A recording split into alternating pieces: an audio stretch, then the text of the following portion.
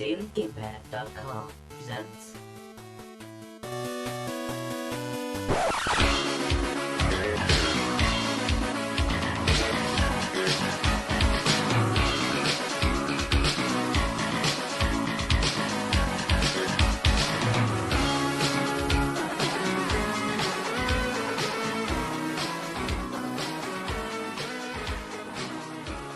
Hello, welcome again to another episode of Retro for the Win. This is episode 8, and here, of course, speaking is DanVanDam, your all loved and beloved co-host, and with me, of course, is SuperDan88. Say hello, bud. A lot. a lot. The word of a lot is really offending him today, so make sure when you're in the comments down below, type in a lot. No, but spell it correctly, please. God, spell it correctly. Basic English for you all. A lot is 2 words, not 1 word, unless you're spelling a lot as in I allot time, and that's A-double-L-O-T. A lot is A space L-O-T, not A-L-O-T. That's wrong! Sorry. Just a bit angsty, as per usual. He had a spelling bee orgasm just now. Yeah, I can see that happening. Oh! B-E-E. Oh! He smacks against the wall. But, alright. Today's episode, we're going to be talking about importing.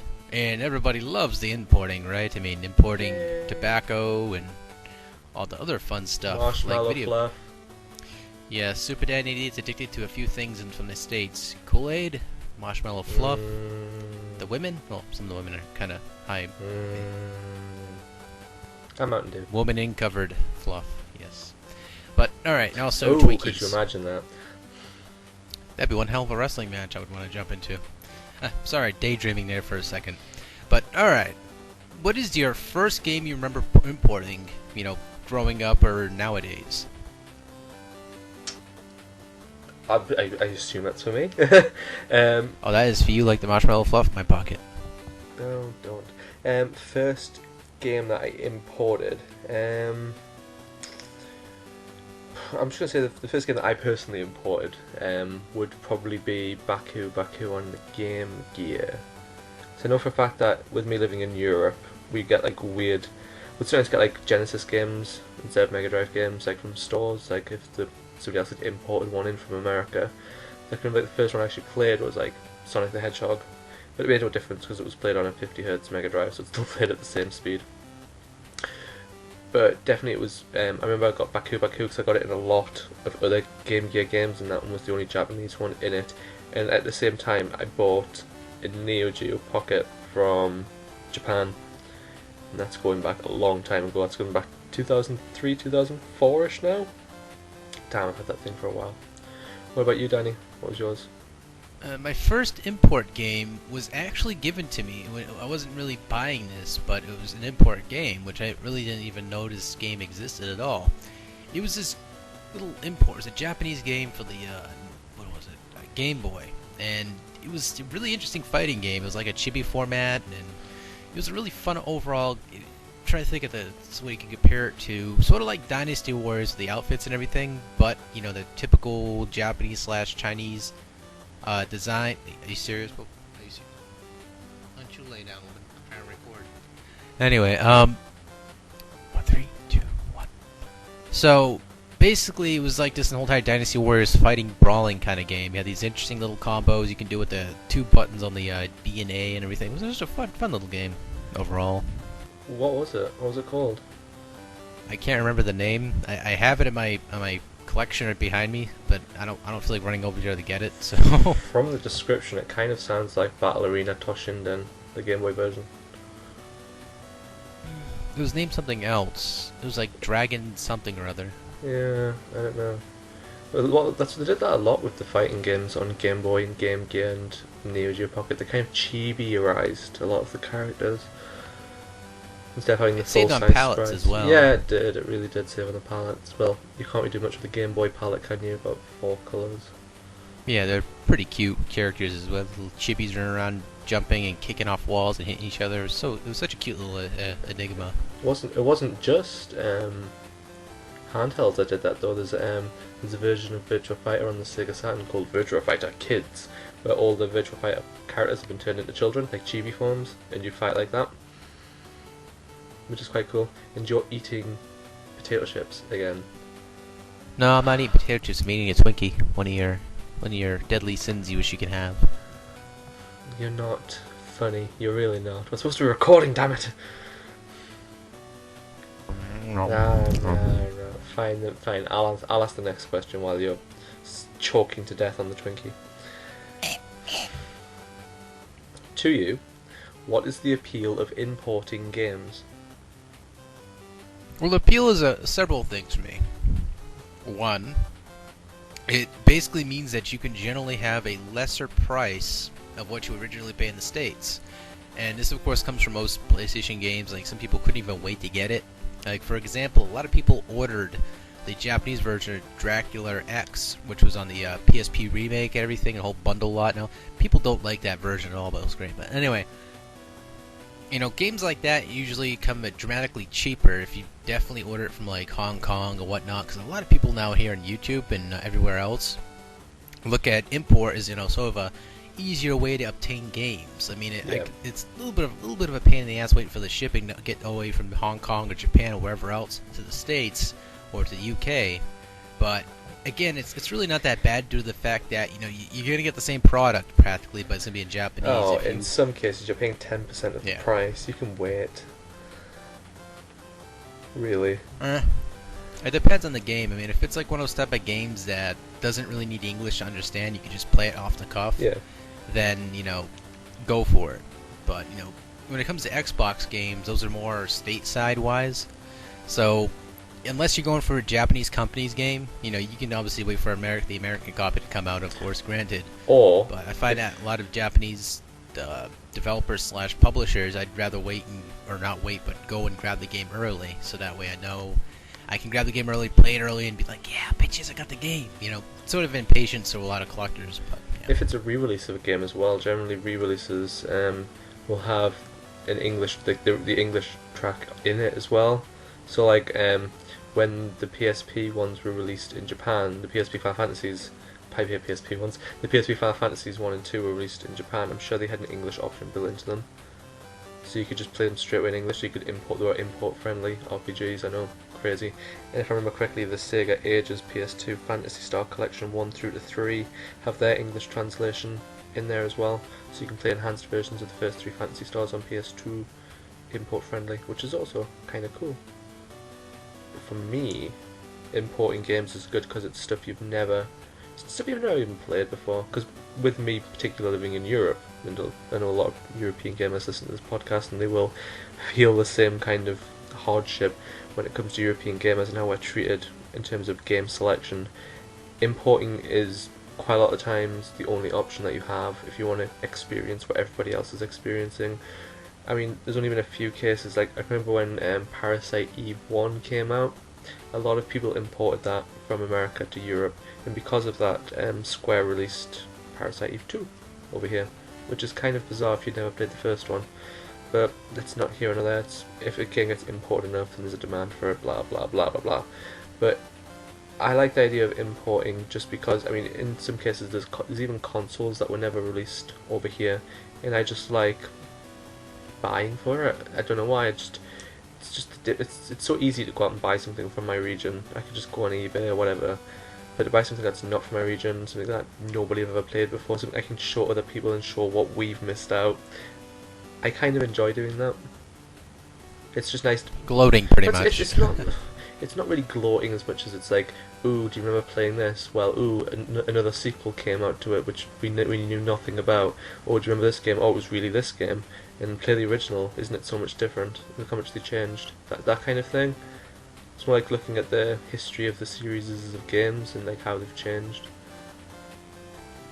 Yeah, I mean, there's also other reasons why, you know, the Japanese version of Castlevania 3 is so pricey. You probably see them on eBay once in a while, and you're probably thinking, why is that?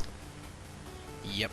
sound chips, as well as some of the sprites were altered. I mean, they did this with the Saturn version of Castlevania Symphony of the Night as well. Like, they had boobs everywhere, so they kind of like the American versions when they made it later on. They're like, okay, cover up the tits. Let's clothe all the statues. Cover up. Yep. Turn them into boring, unsatisfying statues when we can sell more copies by releasing boobies everywhere.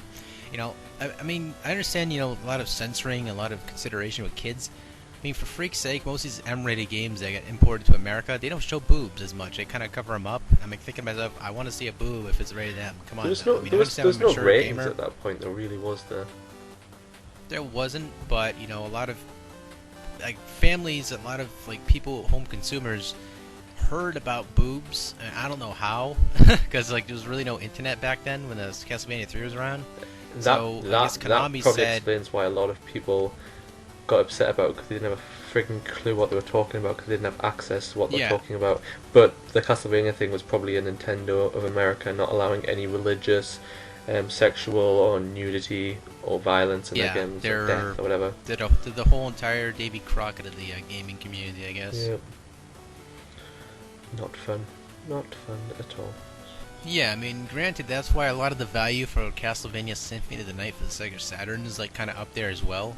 Not only because it's Castlevania Symphony of the Night and Alucard's white hair's flapping everywhere like a freaking cape of hairiness, but it's due to the fact that, you know, a lot of import games from Japan, they're very risque with a lot of their content. Yeah. So that's why a lot of people want to experience that, because they thought it was, you know, they just want to see boobs and jack off to some sort of statue, even though I don't see no sexual arousement from this such activity, even though, quite frankly, Spankwire is quite open to everybody nowadays. But you know, some people just want to like look at this new stuff, like the music changed and, you know, the sprites and everything. I mean, it's the appeal of imported games, just that everything's a little bit different or abstract from the other one. It's sort of like looking at one of those puzzles, those eye puzzles, for example. You know, have to see what's different about each game. I mean, that's why most people collect the Japanese version or the American version, because something's totally different or enhanced that they never got in the first place. Yeah. But yeah, I think that's it for that. So, has the internet and the communities that built it helped or hindered the import collecting industry, or the it's not really traffic it's not flow really industry? Collecting? I'd say it's helped, primarily because communities talk to each other. They provide information, feelings, reviews, suggestions. It's pretty much like having a big, massive group of friends that you can constantly talk to about games, and even people you don't even know you can talk to about games and different types of games. But that also means that when you start talking about games, it spreads and it creates demand for certain types of games, and it means that those games end up costing more because the demand for them by those people becomes higher. Then we get the whole market, which is some games cost a fortune even though they're not actually quote unquote rare, as in low print runs. They just have a large demand and not enough supply to meet the demand. And I don't know, I think primarily it's a good thing for sure, because it means people can talk to each other and they can tell each other about games and games they should play and games they've never heard of. But the other side of it, I don't like. Yeah, I mean, when it comes to certain games, I guess I started collecting the abstract games because they just about have the same gameplay, if not, for, you know, let's say Kickmaster, for example. That's like, you know, a very underrated game, which I'll get into that one later, cough cough. But, you know, it's a really interesting aspect that, you know, people say that Zombie Nation is like $100-something or whatnot, or 30 or something. And it's just like this game got jacked up the price, and I don't even know why. It's not even that good, really, Zombie Nation, is it? It really isn't not that good of a shooter. Like, people go, it's an amazing game, shut your damn mouth, you fat asshole, live in his basement. First off, live in the attic, so call me an attic dweller, thanks. But anyway, sorry, I have to correct people sometimes, and, you know, even though they're not remotely there at all. A lot. But, yeah, a lot. A lot. Yeah, but anyway, it's like some of these games that don't even need the price be jacked up, they just do it anyway, because it's one of the few things. First, you got these people who are quote-unquote gaming collectors who go on eBay and they just jack up the price. Second, you probably have some goon who was just from the industry and figured that if they jack the price of certain titles, that some people, when the virtual console comes out, they're going to make it cheaper that way. And that's how they make sales for the Virtual Console. I mean, you got to think of it that way as well. Is that Nintendo does have some little shadow person just sitting in the distance. And no, I'm not talking about African Americans, you assholes. But you're sounding like a conspiracy theory. The government's against this man. I honestly doubt Nintendo and other companies are artificially inflating prices. Really. If anything, it's the community. Because I know for a fact that Snatcher will not be re-released. We might get a sequel to it, but it'll never be re-released. The same as Earthbound will never be re-released, because it can't be because of copyright reasons. In that game, both those games now, because of the communities and shit, have gone up, because they're not particularly rare games, either of them. It's just that people want them now, and there's just not enough copies there to satisfy everybody's want for them. So of course people will raise the prices to a point that people are still willing to pay for it. And then once one person does, everybody thinks they can do it, and slowly over time, each people keep pushing the mark up just a little bit more, until the point where nobody will pay for it, then it flatlines and crashes. There's not many games that's happened to. I think it might have happened with Chrono Trigger, but that might have something to do with the actual re-release, but some games will retain their value and some will not, because especially like obscure titles don't really obtain their value. They may have a big value to start off with, but once people who wanted it have it, and there's still ones on the market, people want to sell them, there'll be nobody to sell them to. Then the price crashes. That's why I think sometimes, some of these companies need to figure out a way to bypass the copyright issue. Can't bypass copyright. And release some of these. Well, I mean, for fuck's sake, I mean, how old is Earthbound right now? We came out in 94, was it? 94, 95-ish? It was a late Super Nintendo game, wasn't it? Yeah, like, who developed the game? It's like, seriously, this company can just let it go and make a couple extra bucks in their pocket. I mean, they it's release... It's a Nintendo game. It's a Nintendo game, then what's the problem? I they can release think it might have some issues with having pop culture references in there, which are copyrighted. Which makes you think you could just remove them, really. Well, there's a thing about that. I mean, granted, they're pop references. However, it's a parody, so I don't see as it being totally bad. I mean, if companies get upset because of a video game, then they obviously don't really care that the fact that they could possibly make a little commission too from Nintendo, if that's the case. But really... But again, the game is just a game. It's old. No one's gonna give a shit, and some of the pop references are old as hell anyway. So again, it's not gonna reflect anybody nowadays. But anyway. think about it. Think about it. What's easier to do? Is it easier to get clearance from, say, Coca-Cola, if that was what the reference is for, to re-release the game? Just then put it on the Virtual Console for it to... It would sell, but it wouldn't sell for anything anywhere near eBay was. So Nintendo would make nowhere near as much money as sellers on eBay do, as opposed to Nintendo sell... Earthbound still only has a niche appeal, because it's only really collectors that want it, and people who want to try it. Well, I'm not about that as well. Listen to me. As opposed to Nintendo releasing, like, I don't know, say Super Mario Brothers or Super Mario Brothers 3, something that everybody would have played. Everybody wants to play a game. Something they can make a shit ton load of money off. Again, which one would they release? I ask you that. Well, here's the thing about that. First, you said before about the supply and demand. However, if people buy this Virtual Console copy, rather than buying Super Nintendo just to play one game, they'll have that game in their collection. Technically, even though it's digital, I mean, who gives a crap now? I mean, people are kind of hypocritical about it sometimes too. It's cold being about it's digital cold distribution. being retentive. It really is. This is it's like they buy these applications for their iPods and these iPhones rather, and these iPads, but yet they can't buy a freaking game for 500 points, which is like these aren't the same people. I mean, these people. Some of them are. Some of them they are. Do this they'll have it as like a personal accessory, but the hardcore collectors, this is the same. But isn't a video game but the a thing is, personal right, accessory? with things like the iTunes store and the games on there, you pay such a small price for the product you get from there that I think people can go, yeah, it's fine. It's like people won't buy most people I know will not buy movies off the PSN store. They will not buy movies off iTunes store. Not when they can have it on DVD, the physical thing. It's still this sort of like this tie that people have to physical things, and until people break that tie, there's going to have to be the next format after Blu-ray.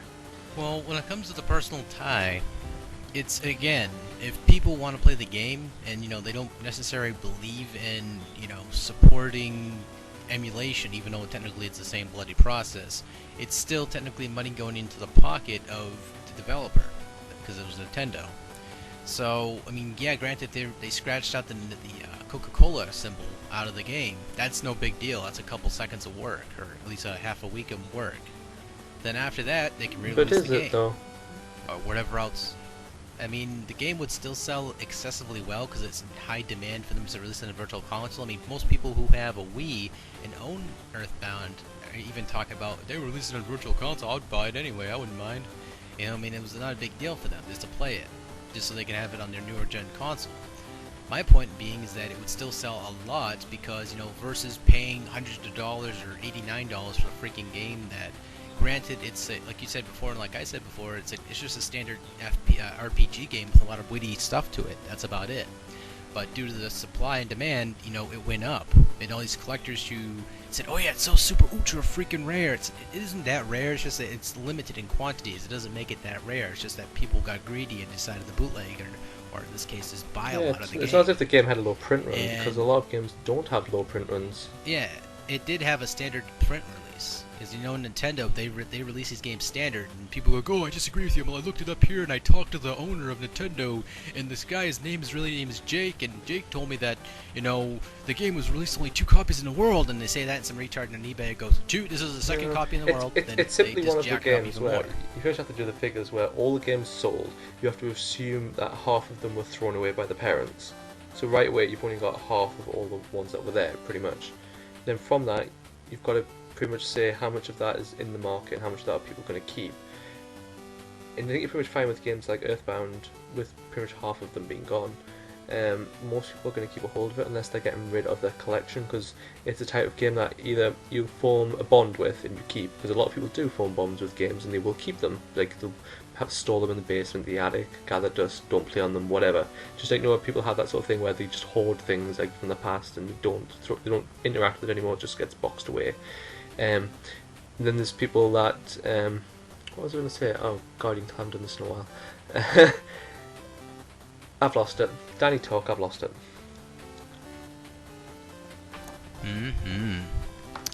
But again, I don't hate people for doing this stuff. I mean, it's fine. That's a whole entire collection process, and people's supply and demand, whatever. I'm not angry at these people. I'm just disappointed that the fact that people hold the game in high praise and then say the game's super ultra rare when it really wasn't, unless I physically seen the evidence, like in the sales or the shipment slips in my hand. I don't believe a damn word anyone says about a game, like any game whatsoever, unless I know physically there was like 1,500 games of this copy ever released. Some of these third-party companies, I would understand that to a point, but a company like Nintendo, I wouldn't doubt there was any shortage of this game being shipped. Flop? Wasn't that the problem with it? Yeah, it was just that people didn't understand the humor at first. No one really laughed at it. I mean, the only kids got a kick out of it, but that was it. Like a few kids out there. Then later on, people went back to the game and went, "This is fucking funny," and then they all bought it. Because I remember that game on eBay being like $20. Like when I first looked at eBay ever, I saw. I bet you what it was because it was no doubt in Nintendo Power, and I bet it had a feature in Nintendo Power as well.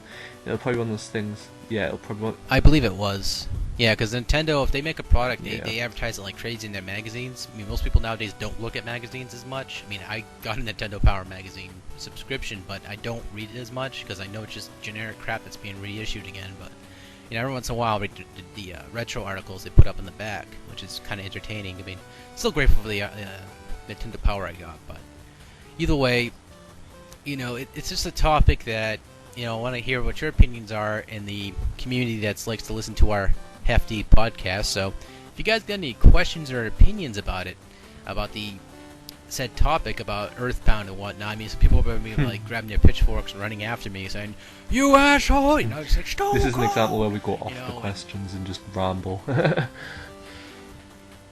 Yeah, we lost our coffee shots and we're just like now we're grasping for air. But now this is a question for the community as well as us.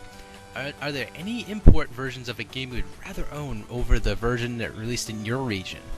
being in PAL, US, or NA in this case, or wherever else, what have you. Now, which game would you rather have versus the one you currently have in your hand? I don't know. You see, for me, it's difficult because I have to take what was released in my region first, then how the game might have been changed.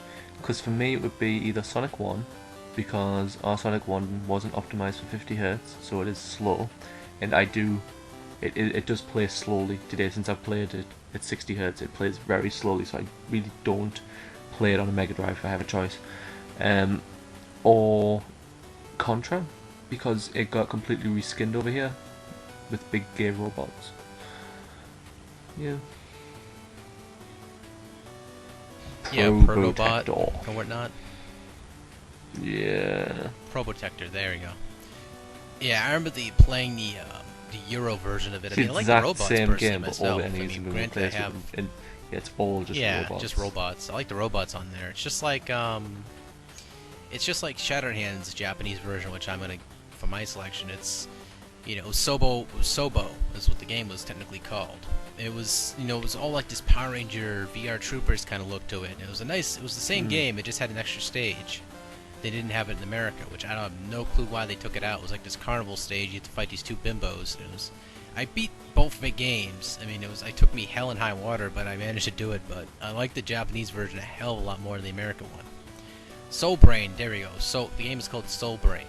Like, I am dying to play it, like have the physical copy of that so I can snuggle it and go to sleep with it. But next to Fire and Ice, but there's a couple games I'm snuggling with so far. Well, every game that got re-released for no reason. Like in this country, Ninja Gaiden became Shadow Warriors. I should have a few in my head there. There's like River City Ransom became Street Gangs. Like games that didn't change in any way. The only thing that changed was the title. Oh yeah, Star Fox became Star Wing. Star Fox 64 was Lilac Wars.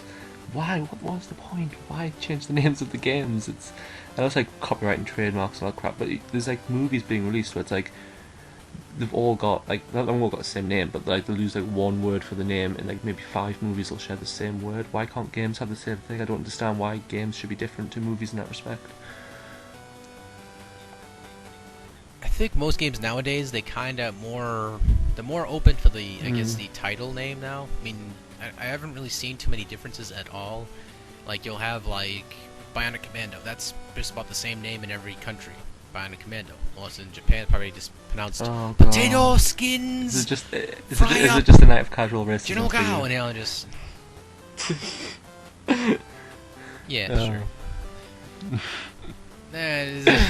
Yeah. Casual as in, like wearing a blazer and just sitting on the porch.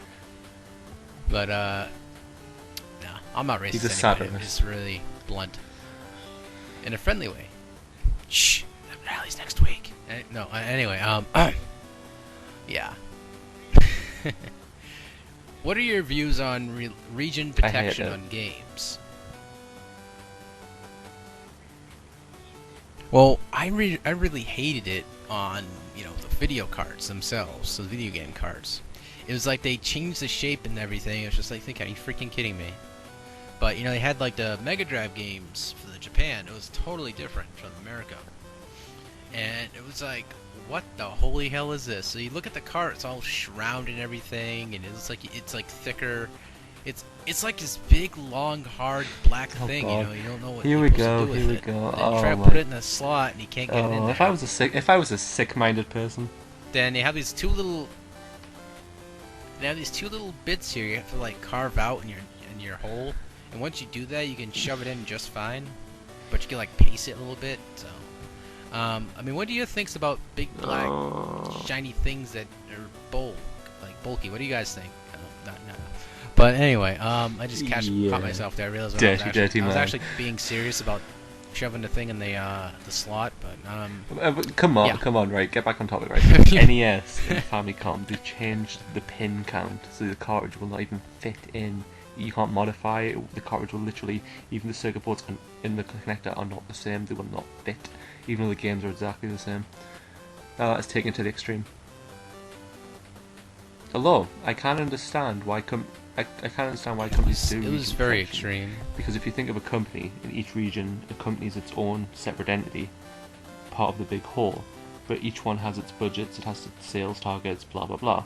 And if, say, you release a game in Japan, but half the games of it sold, exported out into America, then when the game's released in America, it sells half less. Then you have to look, why did the American branch of this company sell less than the Japanese branch? And the Japanese branch sold 1.5 times more. So import protection is just protection. It literally is just protecting that region's branch of the business from its sales, having its sales.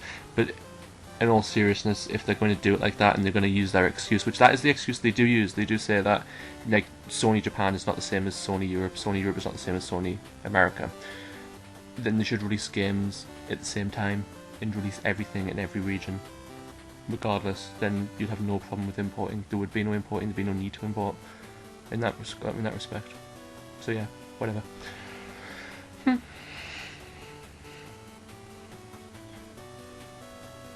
Pretty much.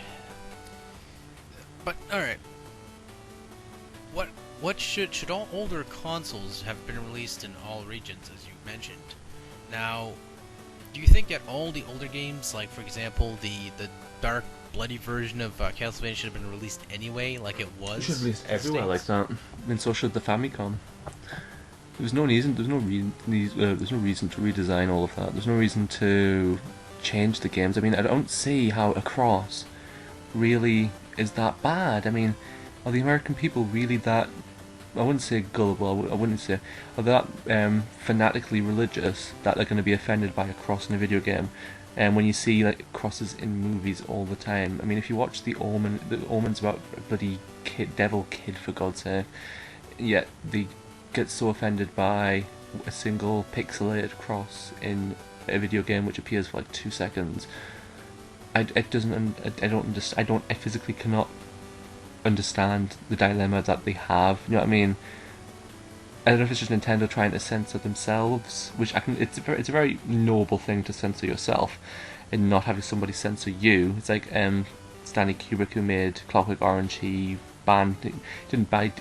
refused to publicly release the Clockwork Orange until he died, when it was released properly, and it's became a cult phenomenon since. But in terms of games, I don't see why Nintendo really should felt the need to censor themselves, because Atari released crap towards the end, but Nintendo never really released crap like they did, like saturation of the market, and there was never really an issue with sort of smutty games with the Atari. They were just sold into the counter, really. I don't see why Nintendo couldn't have done the same thing, like games for adults as well as children. But they did really capture the kiddie market at the time. I would have liked to have seen games like that released in their full versions, and they should have been released in their full versions with no censorship. So I think because of Nintendo, we kind of entered that age of censorship in games. I mean, with the Atari 2600, we never had that. I mean, you've seen all the porn games on the 2600; they're absolutely hilarious. But after Nintendo, Sega did it, and then you had all the big court cases in the early 90s, then the ratings board happened, and then we were still censored in games. I mean, games aren't being released in Australia now because the Australian government think they're too violent. It's like, well, yeah, they might be, but aren't people allowed to play them? Shouldn't they at least have the right to exist, those games? At what point does freedom of expression go against the greater good, really?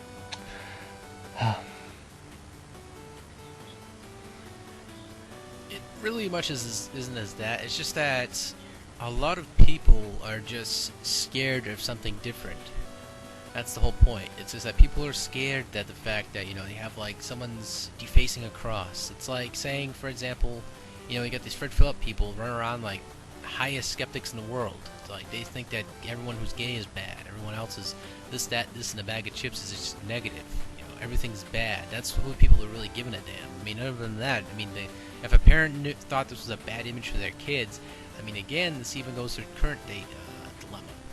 I consider a small epidemic that a lot of parents don't really consider looking at the crap their kids play, except to a select few, which is good on them. But you got these rest of these parents who don't really give a crap, just buy these games for their kids, and just so that way it shuts them up and they have something to do for like like a week or two before they get bored with the game and toss it underneath their bed and lose the discs or stomp the discs in half and end up buying more copies, blah blah blah, whatever. But again, it's just, does that guy ever take a breath? There you go. There's my breath. But anyway, I usually answer that for everybody who ever asked that question.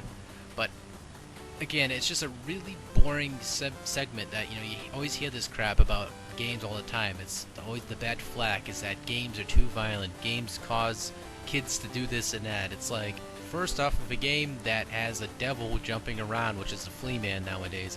Everyone in America, wherever else, notices or recognizes the cultural icon for Castlevania as the Flea Man.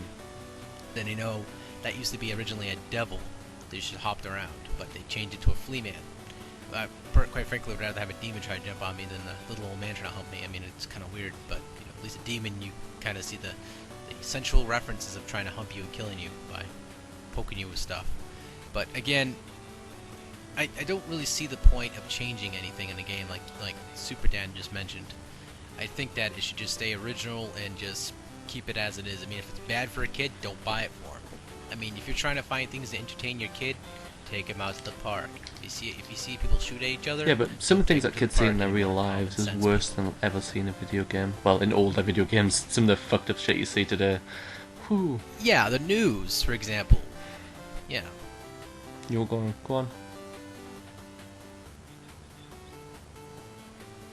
No, like the news. That's about it. The news is just, you see crap from the news. It's just explosions, people dying, and then after that they criticize games, you know, that source of a different outlet versus, you know, real life. You know, you make your kids watch television and they're watching Barney's breaking news. Some guy got his scrotum chopped off while his head got chopped at the same bloody time. The murderer has not been found yet, but he might be in your neighborhood. The kid's like, hey, Mommy, look, I'm going to do that when I get older. Okay, son, whatever. He asks Susan, like, I just got my nails done, and I just look fabulous. And, oh, my boyfriend's coming home, I have sex, I have another boy. Be right back, AFK. AFK, you're not on a keyboard, silly. I'm quirky texting while I'm talking to you, sweetheart. Oh, silly me. Turn into a soap opera.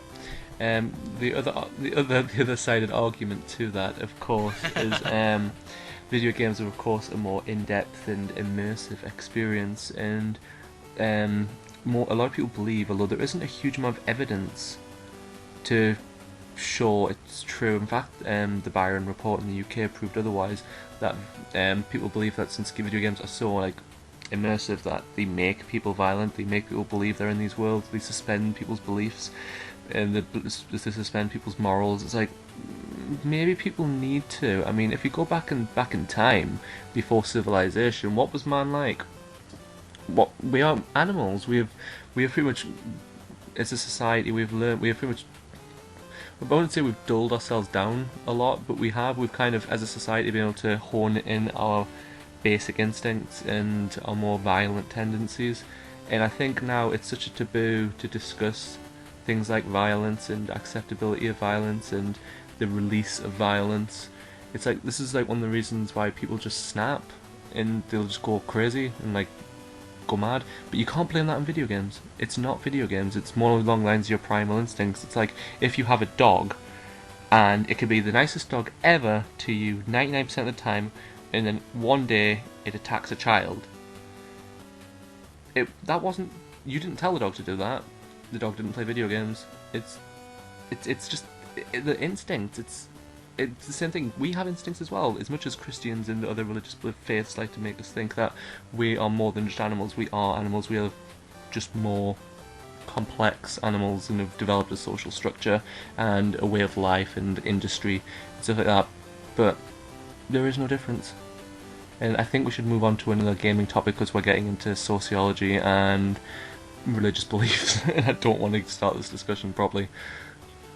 Don't get me started on that. But anyway, yeah, I have no problem with people's religions, but you know, sometimes I only have problems with when people try to force it on me. Yeah, if you shove it down my throat, then you know, you better buy me dinner first. But anyway, all right, so TurboGrafx was redesigned and repackaged along with some of their games.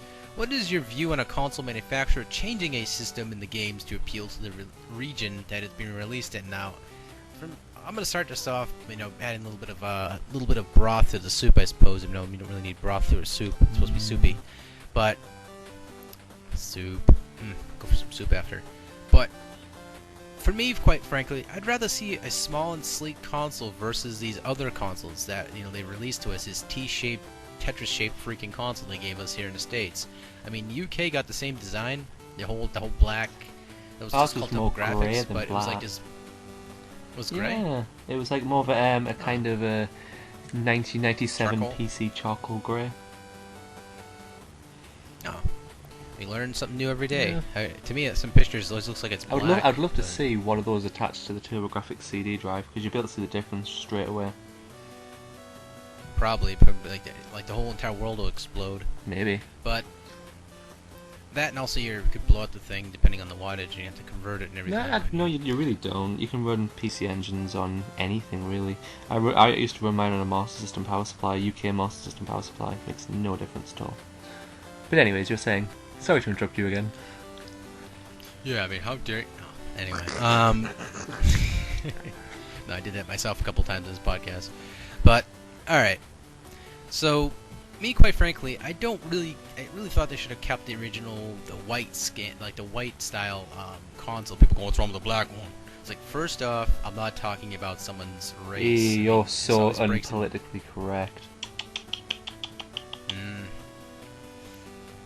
Rally next week. But anyway, if you say that enough, people become mellow if everybody's saying that. Yeah, that's how you much. just blend them off.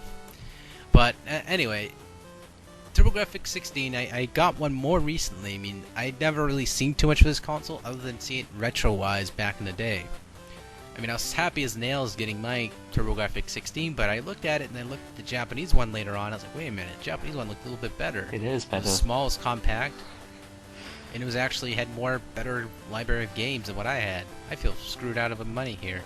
But again, it was, I felt like they should have kept the design for the white console they came out with, the smaller one. It was small, again, it was compact, and it was different from all the other consoles. Do you want to know why it isn't? Why? It's the same reason why an American Genesis is heavier than a Japanese Genesis. And why is that? The metal shielding. It's for fuck's sake, that the metal shielding The metal shielding is actually a requirement for America, and I think I remove that shit every time I get a console. I think Europe as well. I think it's a requirement for both, and Japan doesn't have that. So it's not in any of their consoles. That's why their machines can be a lot smaller. But for our electronics, for our consoles, for some reason it has to be there. At least that's what I'd heard. Somebody will correct me in the comments, but we're 42 minutes in, nobody listens to 42 minutes in. We could say anything and nobody would care. Rally next week. I mean, Rally next week. But I'm only kidding, folks. Okay, so again, would you rather prefer the classic version, the PC engine? Think if the PC engine had been released as it was, but rebadged TurboGrafx, so say it was still the same white, so they could have made it black without the TurboGrafx logo on it, but it was the PC engine shell. If they'd released that in America and went, this thing can do 16-bit graphics, and look at the size of it, it might have actually done better than the Mega Drive. I mean, it's something so trivial as the size of the system, but I honestly think if people had saw the size of it and the arcade quality graphics it could produce, I think Sega might have had a little bit harder time in the beginning anyway. Because you look at examples. TurboGrafx look like nothing special. That's the problem. It just looks like a system. Like, ooh, wow, the games are the size of a card. That's nice. Yeah, because you look at consoles, but handhelds nowadays. Like, you see the first thing that comes out of people's minds. I mean, it's even developed into, 90s and whatnot. It was starting to develop smaller, sleeker, like the Walkman, for example. That was a very popular cassette player. And everyone and their grandmother had one on their hip, or in their pockets, or in their coat jackets, getting it smashed on the ground or something. I don't know. But, these people had these things back in the day, and they were really, really popular. It wasn't because they were what they were. It was just because they were just so small and compact, and they fit in their pocket. That's why people loved it. I mean, granted, the TurboGrafx 16 and the Game Boy the TurboGrafx Turbo player didn't quite kick off as popular. That's why I got supply and demand. No, the Turbo Express. But yeah, it didn't quite kick off as well as the and the fact that it was really expensive and it ate parents like anything else. It ate batteries like no other.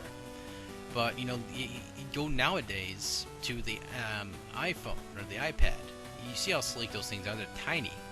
You can even have these little mini ones. They're like so freaking small. You can put them up your butthole and listen to freaking Van Halen when it's up your butthole. Would you want to? Would you want to do that?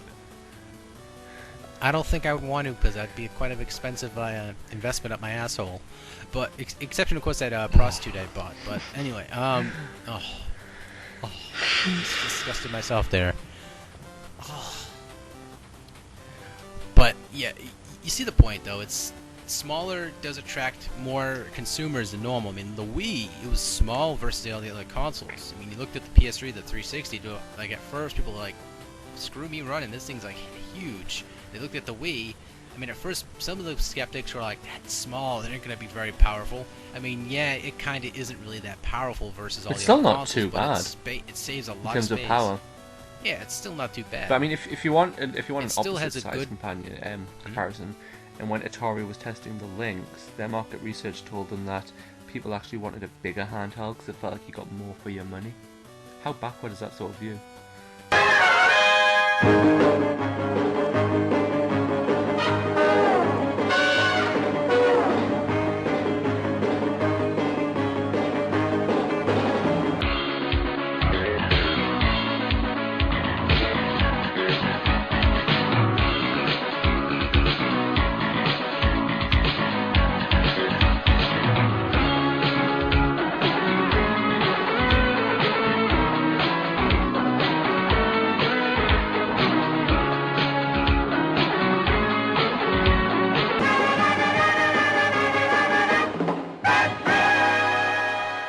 Sorry, that was the Batcave. They told me that the Joker stole a couple of the classic games down the street. I had to rescue and everything. But all right, we're back, and let's just put it this way. God, it was a break-in, folks. I broke it for the door. I put my cape on. I ran down the street and I beat some Joker ass. Why do you have all these scratches on this case? But I can make this Nintendo. Let me guys think.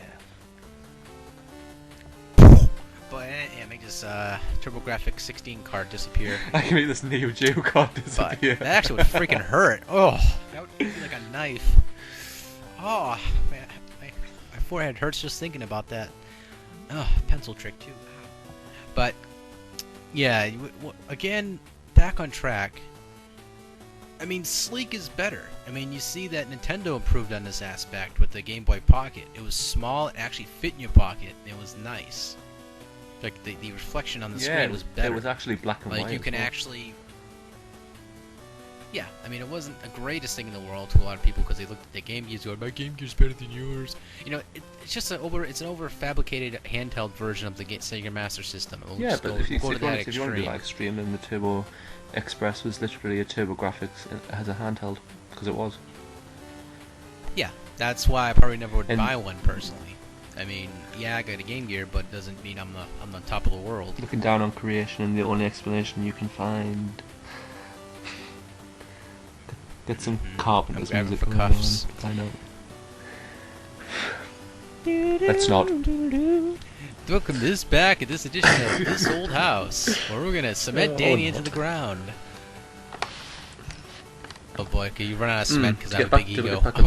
Did you ever play Crater Maze? Matter of fact, I had played Crater Maze. Would you believe that was originally a Doraemon game that they reskinned for the American audience? I'd believe you up to an extent. Then I'd have it to. Was. It actually was a Doraemon game which they completely reskinned for the American audiences. I mean, a lot of the TurboGrafx video game covers that weren't completely changed. Because some of them were completely redone with absolutely atrocious box art. I mean, Cosmic Fantasy 2 is maybe one of the worst alongside Mega Man for NES. But simple things like changing characters' faces to look less Japanesey, to make them look more American, like put a baseball cap on here, change a kid to black, whatever. But I mean, the worst one was probably maybe JJ and Jeff and Kato and Chen. That game had so much toilet humour in it, but when it came to America, they cut most of it out. And it just became a sloppy, slidey platforming game. Yeah, it became a bland-looking game. Like you didn't really care about it. The original's got so much humour in it. It's just a shame that they cut all of it out for the American release. Yeah, them urinating on. I mean, I like the Japanese version, but I just cannot stand the American one. People go, "Oh, you don't like it? Why? It's a good game. It's fine." I Buy it." can't. It's I just like can't when someone stand. like I China can't stand. Warriors, Oh like, god. You fight potatoes, flying potatoes. Flying potatoes, guys. You want Flying. to fall in love with flying This is potatoes. Bruce Lee here fighting flying potatoes. Bruce Lee's like revival. I mean, granted, you know the sprite for Bruce Lee was nice, even though it only did like 3 to 4 Huge. animations ever. It was huge, yeah. It was like a nice sprite palette. It was cool, but again, it just bored the shit out of me. Walking, just slow as nails. There's a strategy behind it too. You know, you forgot about that. Okay, so I forgot. You jump and you walk really slow. I have to buy this game now, so that way I can just sit there. And all the bad guys look like a really old and slow. bloated guile. Yeah, and you have to fight potatoes while using strategy by jumping and killing those flying potatoes, and all the birds and the insects that are trying to kill you. You gotta walk. It's a terrible slow. game. It really is. There's no excuse for it. I mean, granted, people like it. That's I fine can't and dandy. understand. I Who just are these cannot people, stand the Danny? I game. don't understand who like this game. The only way somebody could like this game is if they have nostalgia for it, and if they're that nostalgically blind about that game, then I'm sorry, but please look at get like your best friend, your girlfriend, your boyfriend, whatever you have, to play it with you and get them to tell you their honest opinion of the game, and they will tell you it is horrid. But of course, they're probably their friends in the same mindset as them, going, "This game is fun. The pallets and the slow moving, it gets me off." You know, but you have those. But anyway, I mean, I'd probably never buy the game, and I probably never will. And if it was given to me for free, I'd probably just like look down on the person. That's the type of game I wish they did reskin. I mean, it was a nice. I mean, again, it was a nice benchmark for the TurboGrafx 16. That's why I really consider the game more of a benchmark than It's anything like a else. test of what it could do. Good Yeah. demonstration of. Yeah, it was good capability, but they could have done more with the game. That's why I felt it was a bland game. But all right, moving on. What would you guys rather have? No, I wouldn't NES ask the or question like this. I would literally just ask it: NES or Famicom? Because doesn't matter which one you'd rather have. Because if you would ask that and you ask that to somebody who's not an import collector, they'll just say NES because they don't care about playing Japanese games. But if you talk about the actual systems themselves, this is where it gets interesting, because it's like the Famicom is a lot smaller than the NES, but its controllers aren't detachable. It only has RF, but it's smaller. I think that's my only reason for wanting a Famicom, is because it's smaller. Yeah, and also the second edition NES that came out for the States and wherever else was actually the design was an improvement over the first NES outside of the Famicom, due to the fact that people wanted to detach their controllers to fix them, because it was really hella high to try to fix them damn the controllers. Japanese version of the NES2, the AV Famicom, had the AV out, because the original only had the quality was improved. The original only had the RF. Yeah, that's you know, a lot of people getting these new modern VCRs and whatnot. Yeah, I mean, some it was a TVs godsend today for them. don't really have RF anymore. I mean, my TV has RF, but I can't play any of my RF systems on it because the RF is really that bad. Because the only thing people use RF for these days is an aerial, so they can watch their digital TV. That's it. The idea of actually outputting something into the RF now is just, people don't do it anymore. It's like from bygone era. It's all AV, HDMI. If you live in Europe, SCART, nothing more. Yeah, for me, quite frankly, I can't. When it comes to design, I'd rather go with the NES, the Model 2 Famicom, due to the fact that, you know, they actually allowed you to detach the controllers. And that was nice. You can fix them or anything, or just fix the issue of the controls being broken. You could either just buy a new one, or you could just fix it yourself. But again, it was really hell on high water again to fix the controllers that were attached to the deck. I mean, it was this short. The chords were too short. I mean, I like the system. You see, don't get me wrong. the chords being too short, the PC Engine controller chords are maybe like a tiny bit longer. Especially the 6-button controller ones are really short. The chords, they want you to sit right in front of the TV and get square eyes. Yeah, I mean, the NES was nice. You can plug it in, have it Long from a distance from the controllers. TV, long cords, and it was just a nice overall system. So, I mean, I like both. I like because due to the fact that the Famicom only had exclusive games, I like both. So I can't really say, one's better than the other. I mean, there's some things that checks and balances. But again, I say both for myself because you just find so many games out there they're Japanese only and they're actually fun. You don't need to read anything. But you jump right in and play it. if you look at the toaster versus the Famicom, you can still buy working Famicoms that don't really need much maintenance because of their design. How many NESs can you find in the wild that are still fully working because of the design of the toaster? Yeah, the toaster had a couple issues. They're like console breaking issues. Yeah, the Nintendo toaster was sort of the equivalent of an Xbox. And some people probably say, "I remember that. Might as well just fine." They just cross their arms and nod, like there's some sort of I Dream of Genie episode or something. But I doubt I'm gonna get any wishes from this person. But I'm gonna tell him this: it was sort of the Xbox of nowadays. That's the Dreamcast of nowadays. I mean, the Dreamcast wasn't that problematic. They're getting that way now, though. Yeah, now they are, of course. They didn't have that long of a shelf life. But back in the day, god damn, they worked good. Oh yeah, but now they're dropping off like flies. I mean, I know people that like go through insects, them quite quickly. And like even if you repair them, you can still only get another few years out of them once you've repaired it before you know you need to have another one. And at one point they will run out. But simply they will run out. Yeah, the NES, for example, the toaster box, it had this blinking light of death, is what they call it, which you had to like fix the whole entire connectors. The good thing about that though, there was quite a few different ways to do it, because you could either A, be lazy like I was and replace the entire pin unit.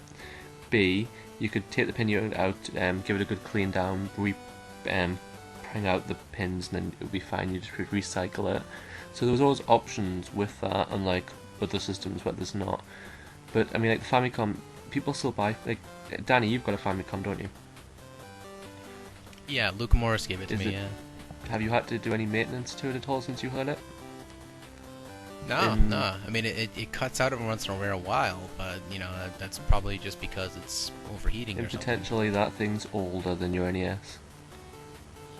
Yeah, it's probably one of the first generations. Yeah. Maybe. Well, it wouldn't be a first generation. They go for stupid money because they were sold with a fault, and we won't get into that. But but then I think Famicoms will last forever. The same with PC Engines. Although PC Engines like the NES's are front-loading systems, same with the TurboGrafx. There's no that stupid zero force insertion thing. There's none of that. Just direct connection. I think direct connection is always the best way, but there's all sorts of politics stuff revolved around the NES's release. Cause, I mean, they could have released it like a video game system, but they chose not to. And we all know the reasons why, which we can get into in a different podcast, but not today. Exactly, we're running out of time. The bat call will be calling us from the distance, and we'll have to run out again and beat up Joker, and also to deflate the picket signs of the racist podcast or something. But no. Everyone at the end of this, listen to this podcast, had to cross their arms, nod their head a couple times, going, "Yep, that guy's racist." Hell with him. We're not racists. Anyway. We're just saying what everybody else thinks, for the most part. Well, I just say it out loud sometimes. Like I say stuff like black or whatever, just because how hard is it? I mean, honesty in of terms expression. of society, if Baba Black Sheep gets changed to Baba Rainbow Sheep, that is taking it too far. Granted, the song might originate from slavery or racism sort of thingies, but it doesn't mean that anymore. A lot of things that had meaning like that in the past don't mean that anymore. It's simple children's nursery rhyme, and anybody who sings the song or knows the song would never even look into it that deeply, because you just see it as a child's sort of thing. There's no point looking into it that sort of deeply. It really bothers me. It's because you've got like big chain stores giving their like employees like courses on what's PC and what's not. Just the term political correctness. It's like it's not thought police as much because that's just political conspiracies, and I'll sound like a complete stoner and conspiracy theorist by saying it. But when somebody can't say something, I mean, if it's an obvious racist slur or a racist nickname, then yeah, that's wrong. But to have a thought about something like especially in like this country, and I know America has a problem with immigration as well. When you say you see immigrants doing this, that, and the other, and why are they doing this? Why? And there's always the argument like, oh, they're taking jobs, blah blah blah.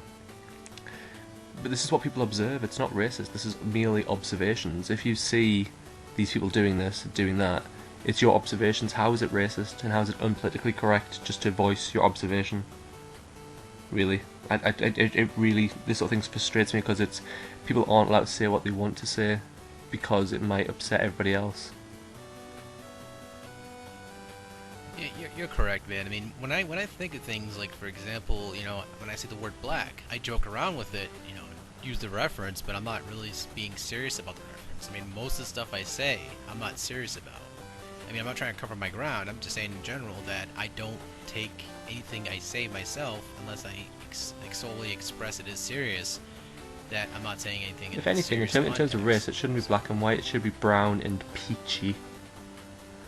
The peach or I've never seen a white person before, and I've never seen a black person before. Oh, watch WWE. There's like a guy on there called Sheamus. He's white as snow. He's like Irish. I doubt he's white. I've never seen a white person before. Oh, I am dead serious. I am dead serious. I'll show you a picture of him after. But okay, guys, we're gonna break into our top 5 import list. Then we're gonna cap it off with a hidden gem, and then we're gonna get the hell out of here. So, yep. So we're going to kick it off with my list first, so that way I can just name it off quickly, and so that way Super Dan can, break it to his and explain why, but I'm just going to say mine really quickly, because I'll put him on the spot. No, I'm just kidding. Wouldn't be the first time. Okay, my list is going to be... Alright. Doki Doki Don't Ray Me for the Super Famicom. This is a sequel to Minion Secret Castle, but it's a humongous improvement. It's obviously still Japanese. It wouldn't be you probably too will hard see to it on the improve virtual. Minion Secret Castle, really. That's true, but it's still a good game in itself. Doki Doki Do Re Mi. It was such a good game for the fact that it was just sort of like Mario Brothers, but I considered it a little bit better. I don't know why. Just the platforming and everything just felt better. Like the worlds were bright, colorful. I mean, obviously it was developed a little bit later on in the life of Super Nintendo, but it was still a fantastic game. Like, I'd prefer it a hell of a lot more than Mario. I mean, I still love Mario, but this game just kicks its ass a tiny bit. Next one is Cosmo Gang The Puzzle for Super Famicom. Again, this is another game that, it's one of the couple puzzle games I actually do enjoy for the Super Famicom. I played the hell out of it so much I got burnt out on it now, but when I was playing it, it was such an interesting, different twist. Colorful sprites, it was just a really nice palette. Another one, again, is another Super Famicom game, because a lot of Super Famicom games out in the world were just so good, they never got released. But, Area 88, which was based off a anime series. And this one, of course, I preferred the Famicom version due to the fact that it was just, there's a couple things they didn't have from the American version, like a couple extra sprites. Not a big deal, but, for me it was. Next, for the Famicom, is Fantastic World, which is also based on another anime series. Very popular. It was, very cute little character. He uses his tongue. He goes, blah, blah. He hits enemies with that. People are thinking, how are you supposed to play this game? Use the tongue. Oh! But, yeah, anyway, closing out would be Castlevania Symphony of the Night for Sega Saturn. The reason I like this one, because it had, it just felt better than the PlayStation X version, the PlayStation 1 version. So people probably just, slam their heads into the wall going, you're a liar!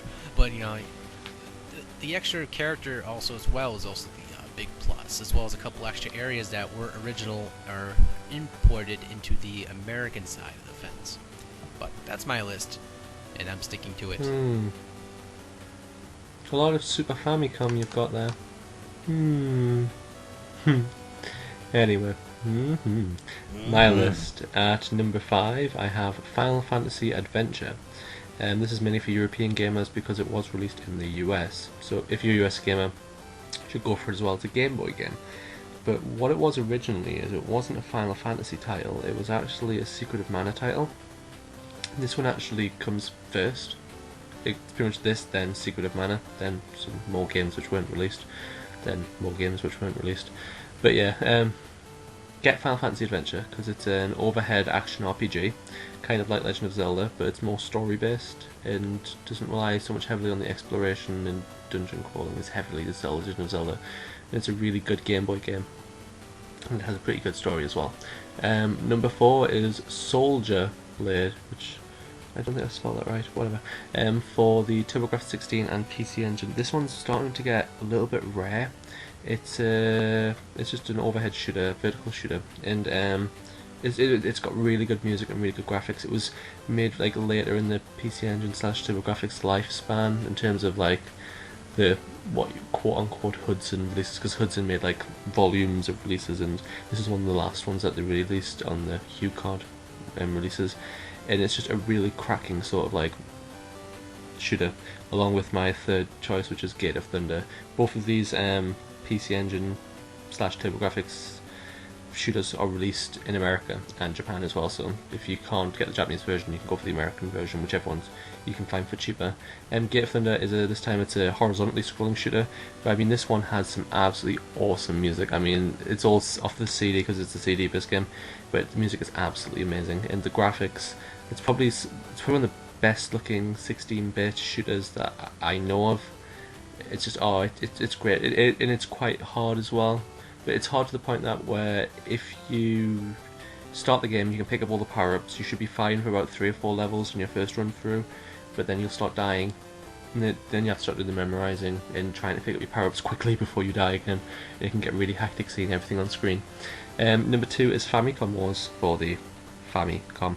I'm guessing a lot of people have played Advance Wars for Game Boy Advance. This was the first one, Famicom Wars. This is pretty much the same game as what you played on the Game Boy Advance, but it's on the Famicom. If you can get over how the menu system works, what I advise first is to play an English patched ROM of the game first, so you can learn how the menus work and where everything is in the menus. Then you can play the Famicom version, which is all the menus are in Japanese. It's really, really fun to play, and it's interesting to see how little of the series has actually changed from conception with the Famicom. Inception, whatever. Could be Inception, I don't know. Whatever. To how it is now with the Game Boy Advance and DS titles. And number 1, this isn't a retro title, but it's my current obsession, my import obsession. It's Taiko no Tatsujin. It's a rhythm game. It's an arcade rhythm game released in Japan, and it was in Hong Kong as well when I went there. What it is the big massive, the arcade machine is a big massive drum, and the drum has parts where you can hit. There's a bit in the middle where you can hit, which represents a red circle thing, and bits on the other side represents a blue circle thing. And the circle things go across the screen, kind of like Guitar Hero, but horizontally. And as one of the circles approaches the edge of the screen, you have to hit it in time with the music, and it's just so much fun tapping it. But you can get it on PS2, DS, PSP and Wii. The PS2 and Wii versions, you can get the drum controller, so you can play drummy with it, and like the DS version you can tap your bottom screen with the drums. And the PS2 version was also released in America as Taiko and Drum Master, but they changed a lot of the songs to American songs, like they do a lot. It's another bad thing about sometimes when games come out, they will change song lists. Like Donkey Konga has different songs, but they changed them for America. So yeah, I do highly recommend Taiko no Tatsujin. But if you're going to play it, I'd advise beginners go for the DS version, because it's probably the easiest to pick up and the easiest to get a hold of to play in any way you want. And that's me done.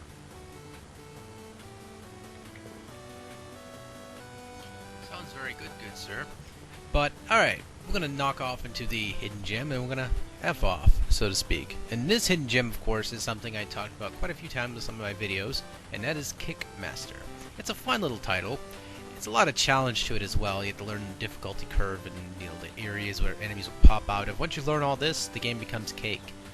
But it goes for cheap. It's a really fun and addicting game. I'll probably put up some footage for it probably later on again. Have some narration with it. But we're out of time. I'd like to thank everybody for listening, and if you guys have any feedback, yes, me and questions, Dan can please, express questions. them We out. want questions. Please. Damn it. Give me, I need. No, but, you know, leave feedback and questions down below. We'll be happy and honestly, loving we will. to answer those. And Seriously. as for... Love long time. Or if you have ideas for Love new long shows, time. that would be good as well. Yes. Alright, as for us, you can follow me on Twitter at /DanVanDam. But other than that, you guys can catch us on the flip side. And do not forget to subscribe and check out SuperDan88 on his channel as well. Hello. You guys are obviously on my channel already, but In case you spaces. haven't been listening to my half of the conversation.